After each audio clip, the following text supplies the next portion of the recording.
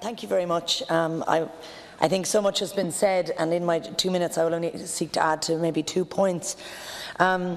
Firstly, I think others have spoken about, again, to commend the government in terms of the role you played in negotiations, and of course the right emphasis that you have placed on the Good Friday Agreement and its importance, not only as an internationally recognised legal instrument and legal agreement, but also as something with an extraordinary democratic mandate from all across these islands. And I think it's important that we underscore that when we hear talk about democracy being used in some of the debates that we've seen in the UK.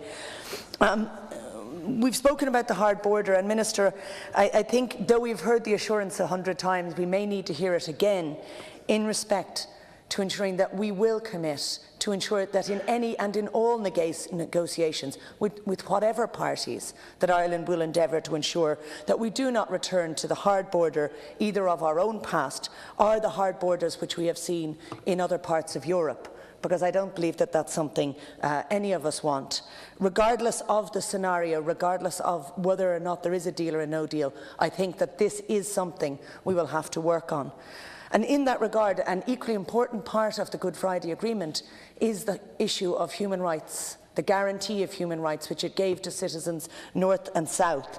And I think there has been some concern expressed over the last week in the House of Lords in the UK, where the EU Justice Subcommittee noted what seemed to be some dilution in the language being used, where the language which had been committed to the European Convention on Human Rights became respecting the framework of...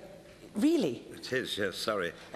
Might I please just 1 minute to finish, because of You're all running over time, you see this. Well, I won't be joining.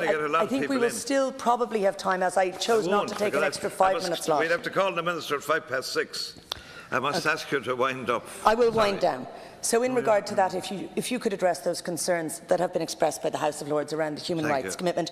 And lastly, it's been made already in your legislative programme that you set out around the omnibus bill, you neglected to include one stage, which was the return to the Dáil after amendment in the Seanad. And I'd like to be assured that there will be the opportunity for amendment in the Seanad. You're half a minute over time, Senator, sorry. And that there will be that stage. I think it's important in January that we plan for that now in March. Thank you.